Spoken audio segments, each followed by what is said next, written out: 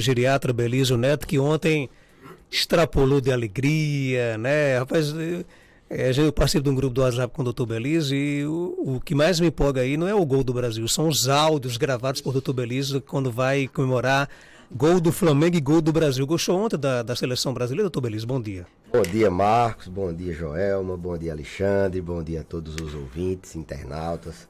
Mais uma vez, um prazer imenso estar por aqui. Gostei demais ontem. O Brasil jogou ali meia hora, fez o resultado e depois foi se poupar.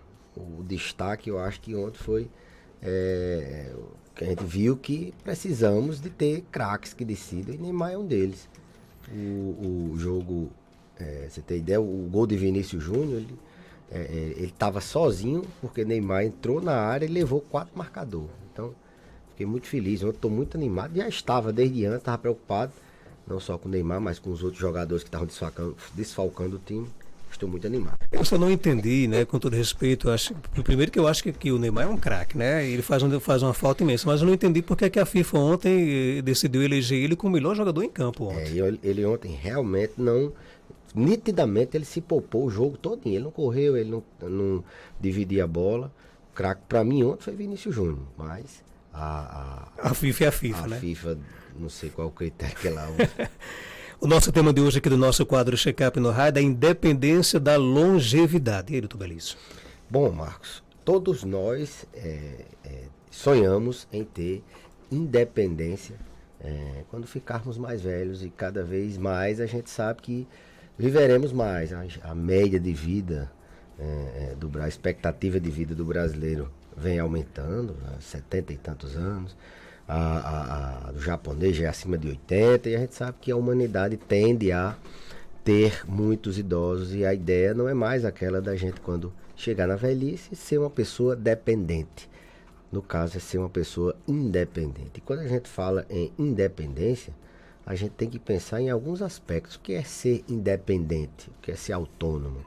A gente não depender de ninguém, né? Então, a gente conseguir resolver, gerir sua própria vida de maneira independente, sem depender de ninguém. E isso passa não só por aspectos físicos, por aspectos de, por exemplo, de capacidade de mobilidade. É uma coisa que a gente sabe que, para ser independente, a gente precisa ter um equilíbrio, precisa ter uma capacidade de se locomover, de se transferir de ambientes, de andar sem muitos prejuízos. Precisa ter uma capacidade vital, a gente já falou em outros programas sobre essa capacidade, essa energia. Não só ter osso bom, ter músculo bom, ter equilíbrio bom, mas você precisa ter também uma capacidade vital, que depende muitas vezes de aspectos nutricionais.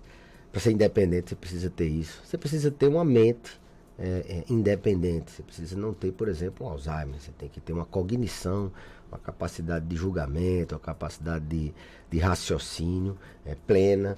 Não pode ter também problemas de ordem emocional, psicológica. A gente sabe que o indivíduo, quando ele tem doenças do tipo depressão, do tipo ansiedade, ele não tem a mesma independência. Ele precisa muitas vezes de outras pessoas para que ele possa manter sua vida funcionando de maneira plena. E os órgãos do sentido, né? Enxergar, ouvir.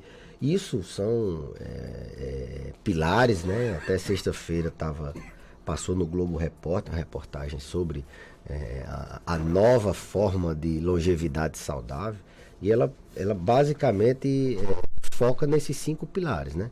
Na questão da capacidade vital, da energia, da mobilidade, da capacidade de você manter um cérebro ativo, manter plena cognição, não ter transtornos do humor, ouvir e enxergar bem. Então, aquela história de que a gente, quando eu tiver 80 anos, como é que você se imagina com 80 anos, né?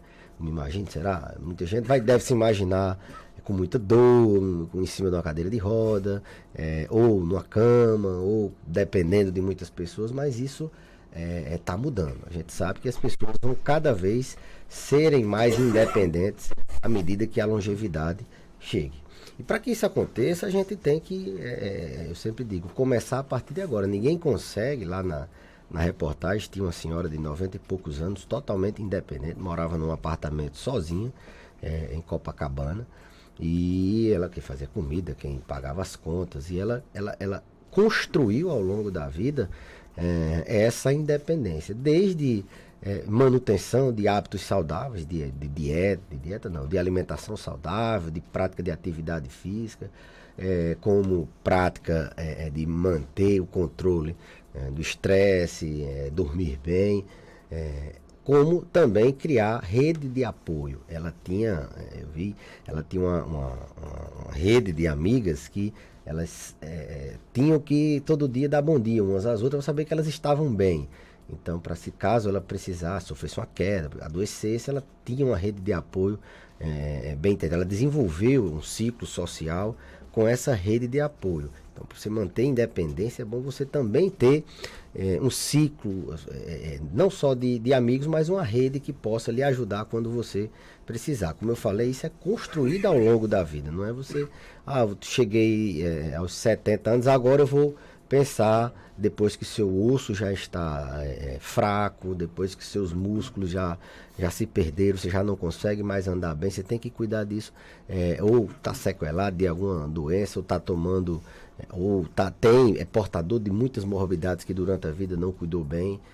Então, assim, é como um capital que você cria do agora. Você vai fazendo esse capital em saúde para poder colher mais na frente. Então, independência, Marcos, é um tema que a gente tem que se pensar a partir de hoje. A gente vai viver e como quer viver lá na frente. A geriatria trabalha bastante essa questão de manter o idoso o máximo de tempo independente. Por mais que não tenha uma dependência plena, mas a gente sempre, em cada consulta, a gente está objetivando manter aquele idoso, seja ele com um grau de dependência maior, e aí a gente tenta manter aquilo por muito tempo, para que ele possa ter essa independência, não só por ele, autoestima e outras questões, mas até para facilitar a vida do cuidador. Um indivíduo que ele tem quanto maior a carga de dependência, maior a sobrecarga no cuidador, seja física, de ter que levantar, de transferir o paciente, de ter que dar alimentação, dar banho, até mental, quando o paciente tem aumenta essa sobrecarga no cuidador. Então a ideia é a gente manter a independência, manter a autonomia. A gente trata, por exemplo, uma depressão para que o indivíduo não sucumba, não fique isolado, não abandone os tratamentos, não entre num processo que vá trazendo prejuízo e ele ficando cada vez mais dependente. A gente previne uma queda para evitar que ele não sofra uma fratura e ele não fique dependente. A gente orienta a tomar vacinas para que ele não entre nessa questão de infecções, por exemplo, como a pneumonia, como infecções virais, para que ele não sucumba e não entre numa rota de fragilidade. Então, manter a independência, manter a autonomia é uma coisa que é construída ao longo do tempo e que é objetivo máximo da geriatria, das ciências da gerontologia. Existe uma diferença, por exemplo, entre a independência e a autonomia? É possível você ser uma pessoa, um idoso independente e autônomo ou não? Sim, existe. A independência, Marcos, é essa capacidade mais, eu diria, de executar as coisas. Você consegue fazer sua própria comida, você consegue ir na rua, andar e ir comprar. Agora, a autonomia, ela depende mais da questão mental. Se você até consegue ir na rua, mas você se perde. Então você é independente, mas não é autônomo. A autonomia depende mais dessa parte psíquica, mental. Você não consegue decidir qual a hora de ir para a rua. Então você consegue fazer uma comida, você está pleno com suas funções motoras de conseguir fazer uma comida, mas a sua cognição, a sua mente não deixa. Então a autonomia depende muito dessa capacidade mental, está mais na cabeça. E independência está da cabeça para baixo, assim vamos dizer, a capacidade de executar o que você planejou, o que você... Tem uma pergunta aqui da nossa ouvinte, ela disse que recebeu uma informação nas redes sociais dizendo o seguinte: divertículo, é isso? Divertículo. Divertículo após os 40, 50 anos não é doença, é consequência do envelhecimento e fragilidade da musculatura do intestino. Na idade da senhora, 70% a 80% das pessoas vão ter e só 5% terão diverticulite. E essa sim é a doença. E a senhora não tem sintomas disso. Acho que é um caso muito pessoal, mas é a informação correta nesse caso? Assim, Marcos, a gente não considera a formação de divertículos como um processo natural de envelhecimento.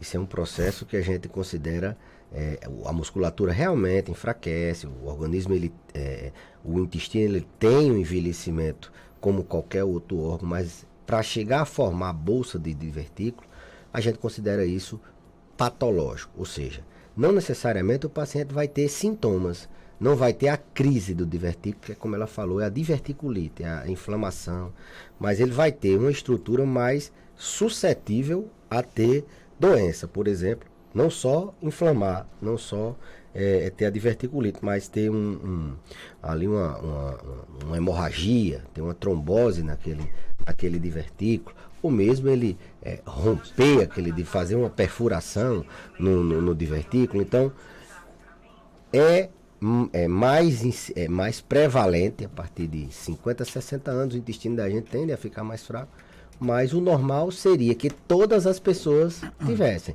Uma coisa quando é normal, o intestino de uma criança de 8 anos, todos são iguais. Então é normal aquele intestino naquela idade ser daquela forma. Agora, nem todos os idosos eles têm uma tendência maior, a maioria formam bolsa de divertículo num grau maior ou menor, mas isso não é normal, isso é até esperado, mas não é normal. Tem uma pergunta aqui, nosso ouvinte conta que o pai dela tem 80 anos de idade e apesar de dizer que está lúcido, ela percebe que ele não tem mais condições, por exemplo, de administrar o dinheiro dele, né? Como é que é esse processo de convencer o pai de que ele não tem mais condições de pagar as contas, por exemplo? Isso é bem comum. A gente, quando tem uma demência, um processo demencial, uma síndrome cognitiva, a gente não lembra que está esquecendo. É o nosso dia a dia no consultório. O paciente chega dizendo que não está esquecendo e a família dizendo que está e que ele, assim, repetidamente, então o paciente não percebe que ele está esquecendo. Então, isso é uma dificuldade porque o paciente muitas vezes entende que não, ele tem autonomia ainda teórica e ele decide que não, mas é convencimento. Quando a gente não consegue o convencimento, geralmente eles, quando a gente faz uma bateria de testes cognitivos, a gente faz testes de memória, que ele percebe que ele não está conseguindo acertar, ele tem uma pontuação abaixo do normal, geralmente eles se convencem que estão precisando de ajuda. Então, a ida ao médico, muitas vezes, pode até ser por outro motivo. O que acontece, muitas famílias aproveitam que o paciente está com a dor, está sentindo alguma coisa, ou mesmo leva para um check-up, para uma avaliação de rotina, e lá é detectado essa questão da memória, e aí eles são mais facilmente convencidos. Mas não esqueçam que o paciente, quando ele tem um déficit cognitivo mesmo, ele não lembra, basicamente, na maioria das vezes, que ele está esquecendo, ou ele tem a questão da negação. Ele não quer admitir que está esquecendo, e isso coloca a vida dele em risco. Né? Começa a dirigir, pode se perder. Imagine numa capital. A questão do dinheiro, ele pode empréstimo, ou ele mesmo vai comprar alguma coisa e se atrapalha no troco. Muitas vezes é uma pessoa que trabalha no comércio e isso traz prejuízo. Então, assim, tem que tomar uma medida, seja ela o paciente sabedouro, claramente, ou que ele fique sabendo quando forem feitos os testes, mas que é provavelmente um problema que tem que ser tratado, até porque os medicamentos eles têm uma eficácia muito maior quando no começo. Inclusive, esses novos medicamentos que estão lançando aí, lançaram 2, né? O aducanumab e o lecanemab. São 2 medicamentos para doença de Alzheimer que surgiram nesse último ano, esse último agora eu falei, agora em novembro, eles têm o objetivo de tratar exatamente esse perfil no paciente no início da doença. É nessa fase que isso será um futuro breve, né? Esses medicamentos para reverter a doença, ao tratar a cura, tratamento do Alzheimer, nesse aspecto de resolução, de voltar à memória, funcionam nesse começo da memória, porque ainda tem pouco neurônio destruído, assim vamos dizer. Doutor Belísio, tenho 40 anos e tenho diverticulite. Qual é o tratamento ideal? Exercício físico faz parte do tratamento?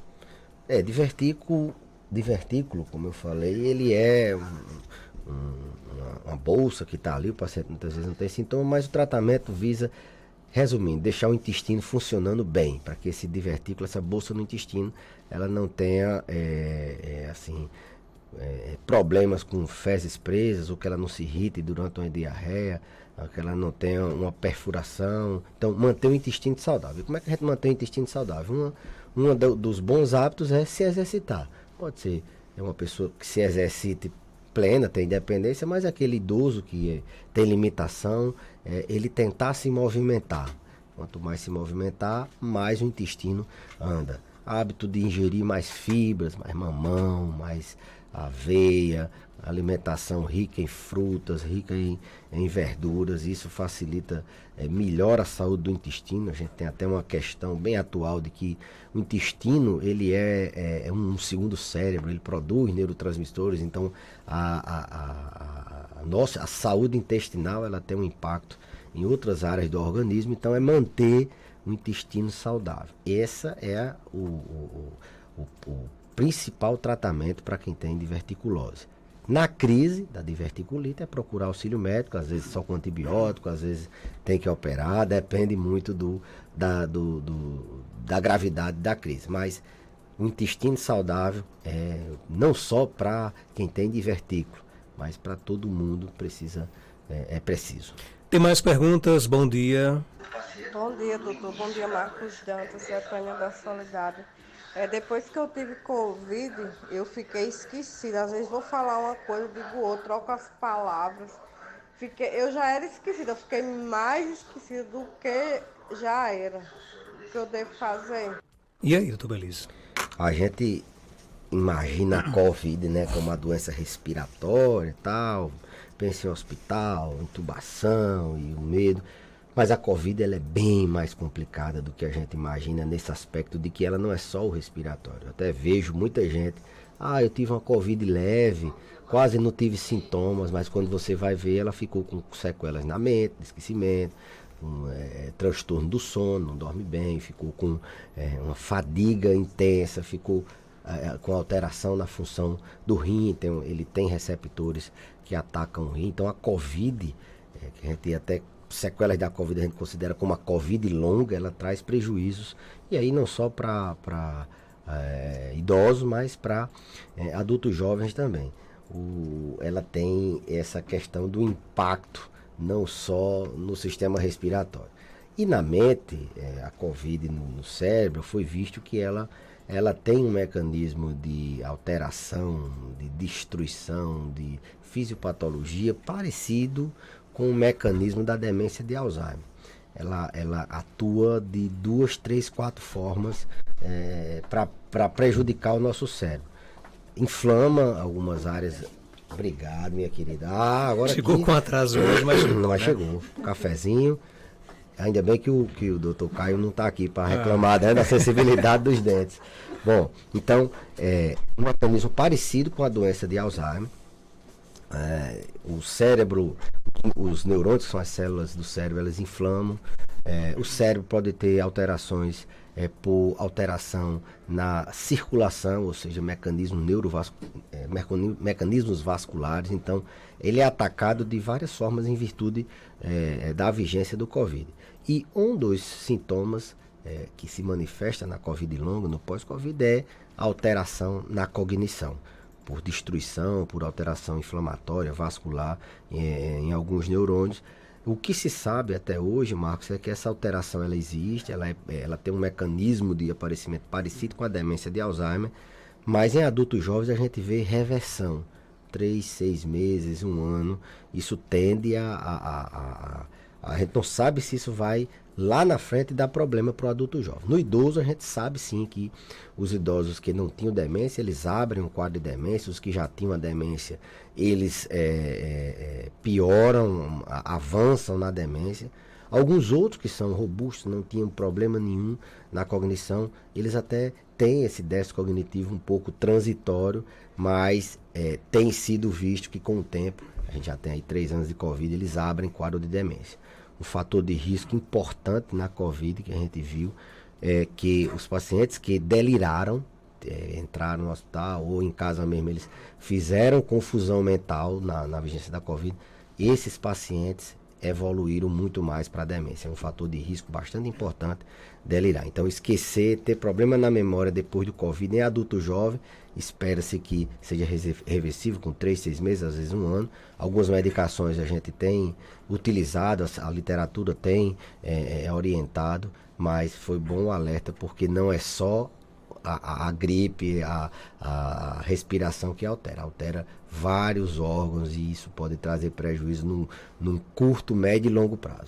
Doutor Belísio, obrigado por sua participação. Até terça-feira, se Deus quiser. Eu que agradeço, Marcos, e até a próxima terça-feira, se Deus quiser. 7h57, nós estamos